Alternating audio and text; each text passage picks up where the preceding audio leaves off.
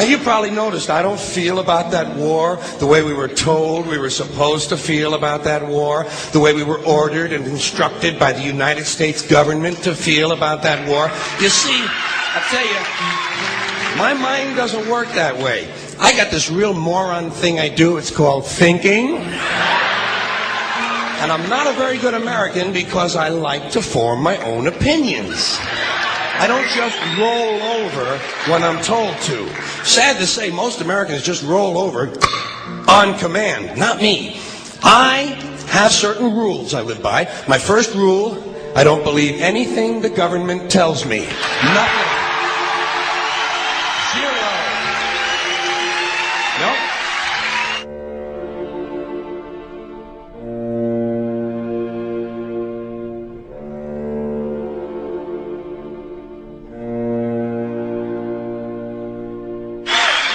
And I don't take very seriously the media or the press in this country, who in the case of the Persian Gulf War were nothing more than unpaid employees of the Department of Defense, and who most of the time function as kind of an unofficial public relations agency for the United States government.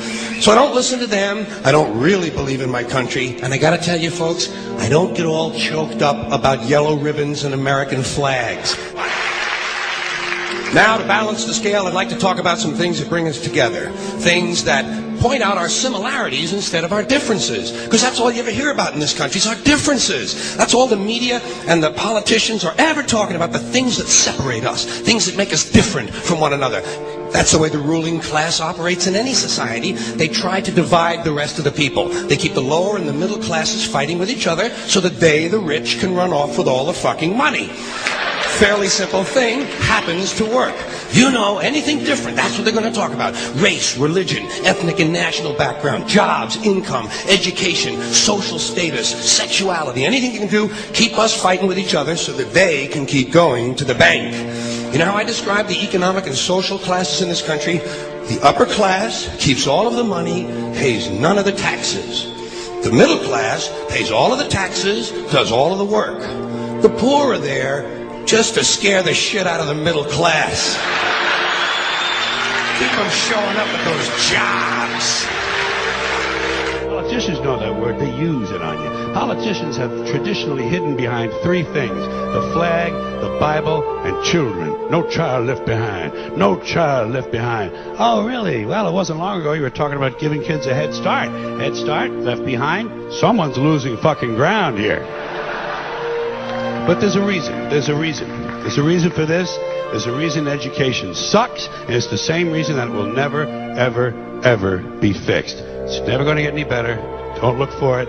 Be happy with what you got. Because the owners of this country don't want that. I'm talking about the real owners now. The big, the wealthy, the real owners, the big, wealthy business interests that control things and make all the important decisions. Forget the politicians. They're irrelevant. The politicians are put there to give you the idea that you have freedom of choice. You don't. You have no choice. You have owners. They own you. They own everything. They own all the important land. They own and control the corporations. They've long since bought and paid for the Senate, the Congress, the state houses, the city halls. They got the judges in their back pockets, and they own all the big media news, all the big media companies. So they control just about all of the news and information you get to hear. They got you by the balls.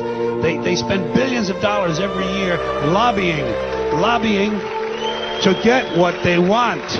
Well, we know what they want. They want more for themselves and less for everybody else. But I'll tell you what they don't want. They don't want a population of citizens capable of critical thinking. They don't want well-informed, well-educated people capable of critical thinking. They're not interested in that. That doesn't help them. That's against their interest. That's right. You know something? They don't want people who are smart enough to sit around the kitchen table and figure out how badly they're getting fucked by a system that threw them overboard 30 fucking years ago. They don't want that. You know what they want? They want obedient workers. Obedient workers. People who are just smart enough to run the machines and do the paperwork, and just dumb enough to passively accept all these increasingly shittier jobs with the lower pay, the longer hours, the reduced benefits, the end of overtime, and the vanishing pension that disappears the minute you go to collect it. And now they're coming for your Social Security money. They want your fucking retirement money. They want it back. so they can give it to their criminal friends on Wall Street. And you know something? They'll get it. They'll get it all from you sooner or later, because they own this fucking place. It's a big club, and you ain't in it. You and I are not in the big club.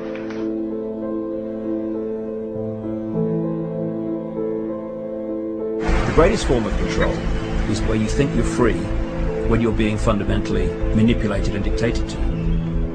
One form of dictatorship is being in a prison cell and you can see the bars and touch them. The other one is sitting in a prison cell but you can't see the bar, you think you're free. What the human race is suffering from is mass hypnosis. We are being hypnotized by people like this. Newsreaders, politicians, teachers, lecturers. We are in a country and in a world that is being run by unbelievably sick people. The chasm between what we're told is going on and what is really going on is absolutely enormous. The greatest hypnotist on planet Earth is a oblong box in the corner of the room. It is constantly telling us what to believe is real. Historically, the control and manipulation of political opinion has been the Freemasons' main weapon in gaining control of countries and states. Once in control of the rulers and politicians of a country, laws and political structures could be changed in accordance with their agenda. However, since restricting the body does not necessarily mean restricting the mind, the Freemason recognizes that their plan for a global government hinges completely on subduing the masses to their agenda, and thus eliminating opposition to their cause. And the greatest threat to their plan, posing more danger than any army or law, is the threat of a free-thinking mind. In order to eliminate this threat and to achieve their objective, the Masons have set about the boldest plan ever devised: the complete control of every aspect of human life, your life. And the weapons they are using against you are in your very homes, entertaining you and your children, and gradually indoctrinating you without you even realizing.